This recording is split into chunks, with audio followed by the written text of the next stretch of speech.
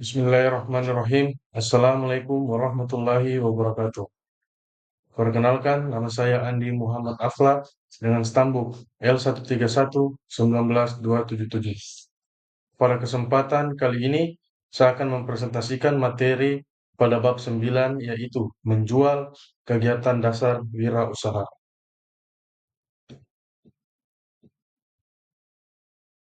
Pada materi bab 9 ini, mempunyai 8 poin. Poin yang pertama yaitu profesi menjual, yang kedua seni menjual, yang ketiga politik dan hukum penjualan, yang keempat cara menjual produk, yang kelima sifat-sifat penjual, yang keenam beberapa tipe pembeli, yang ketujuh prinsip the customer's king, yang kedelapan penjual yang gagal. Pada materi bab 9 ini, saya akan memulai dari poin yang pertama yaitu profesi menjual. Profesi menjual pada materi bab 9 ini memiliki 4 poin. Yang pertama, wirausaha sama dengan seseorang yang mengorganisir faktor-faktor produksi untuk tujuan produksi. Maka produksi yang dihasilkan harus tetap virtual. Yang kedua, masalah perseorangan yang sifatnya kreatif. Yang ketiga, keahlian yang tidak bisa digantikan bahkan oleh mesin. Yang keempat, pekerjaan yang menghasilkan dan sebagai karir dalam hidup yang menantang. Ada pula keuntungan. Yang pertama, penghasilan yang cukup tinggi dibanding karyawan dengan upah tetap. Yang kedua, kesempatan lebih luas untuk berkembang karena kesempatan pergi ke berbagai daerah dan bergaul dengan berbagai kalangan. Yang ketiga, pekerjaan lebih bebas, tidak selalu bekerja di bawah mandur seperti dalam pabrik. Yang keempat, memiliki rasa tanggung jawab tinggi karena sudah terlatih. Selanjutnya yaitu kelemahan. Yang pertama, kurang waktu tinggal di rumah karena banyak berpergian keluar daerah. Yang kedua, kurang kekuasaan karena segala kegiatan sudah diatur oleh perusahaan. Yang ketiga, ada menonton. Yang dimaksud monoton, pekerjaan bisa membosankan karena hari-hari yang dilakukan tidak ada perubahan. Karir seorang penjual tergantung pada dirinya. Jika ada bakat, mau belajar.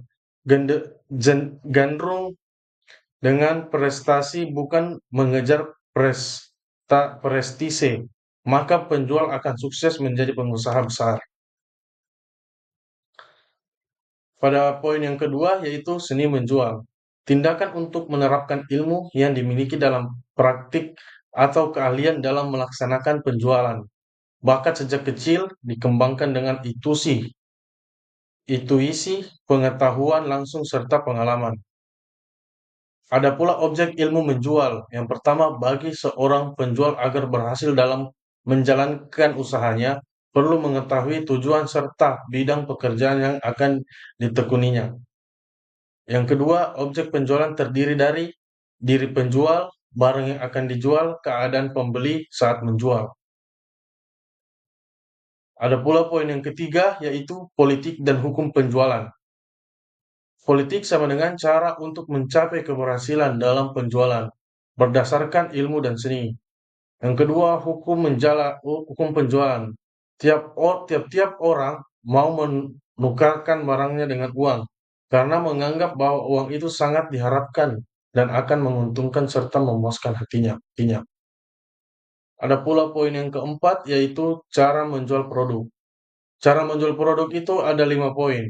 Yang pertama, datang sendiri dengan memperkenalkan diri. Yang kedua, dengan perantara orang lain. Yang ketiga, dengan perantara surat. Yang keempat, dengan perantara telepon. Dan yang terakhir, melalui organisasi atau perkumpulan organisasi. Yang keempat, cara menjual produk. Cara menjual produk di sini ada 2. Yang pertama, menciptakan suasana yang menyenangkan. Yang kedua, mengadakan pendekatan dengan pembeli. Dengan cara memberi salam, menunggu sejenak, pendekatan dagang dengan menaruh perhatian. Selanjutnya, cara menghadapi pembeli. Cara menghadapi pembeli yang pertama menciptakan suasana yang menyenangkan. Dan yang kedua, mengadakan pendekatan dengan pembeli dengan cara memberi salam, menunggu sejenak, mendekatan dagang dengan menaruh perhatian. Sifat-sifat penjual yang disenangi pembeli. Yang pertama, jujur dalam informasi. Yang kedua, pengetahuan yang baik tentang barang. Yang ketiga, kebutuhan konsumen. Dan yang terakhir, pribadi yang menarik. Dan poin yang keenam, beberapa tipe pembeli. Yang pertama, mengetahui dan memutuskan barang yang akan dibeli. Yang kedua, pembeli mengetahui segalanya. Yang ketiga, menghendaki fakta-fakta tentang konstruksi dan cara pemakaian. Yang keempat, the undecided customer.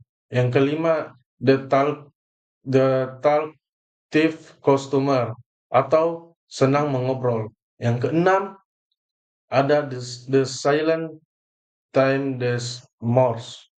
Yang ketujuh, the decided but miskan customer. Yang kedelapan, the I get discount customer. Selanjutnya, pada poin yang ketujuh, yaitu prinsip customer is king. Ada beberapa poin. Yang pertama, orang penting dalam dunia usaha. Yang kedua, tidak tergantung pada kita, tapi sebaliknya. Yang ketiga, bukan pengganggu, tapi sebagai tujuan usaha. Yang keempat, perbuatan pembeli hal yang menyenangkan. Yang kelima, sebagai dari usaha dan kegiatan kita. Yang keenam, bukan benda yang beku. Yang ketujuh, bukan lawan berdebat, tapi kawan. Yang kedelapan, membawa kebutuhan. Dan yang kesembilan, orang yang harus dilayani. Dan pada poin yang terakhir yaitu jiwa penghidupan bagi dunia usaha. Selanjutnya pada poin yang terakhir yaitu penjual yang gagal. Maksud dari penjual yang gagal ialah kurang inisiatif, tidak membuat rencana dan organisasi yang kurang baik. Yang ketiga, tidak memiliki pengetahuan tentang barang produksi. Yang keempat, kurang sungguh-sungguh. Yang kelima, tidak penjual tidak berorientasi pada pelanggan. Ada pula yang keenam, kurang luwes dalam mengikuti keinginan pembeli. Yang ketujuh, karir penjual kurang menguntungkan. Dan yang kedelapan, kurang disiplin. Yang kesembilan, kesukaran dalam mengadakan komunikasi. Dan yang pada poin terakhir, kurang percaya diri. Sekian presentasi pada materi tersebut. Saya ucapkan banyak-banyak terima kasih. Bila ada salah kata, mohon dimaafkan. Wabillahi taufiq walhidayah. Wassalamualaikum warahmatullahi wabarakatuh.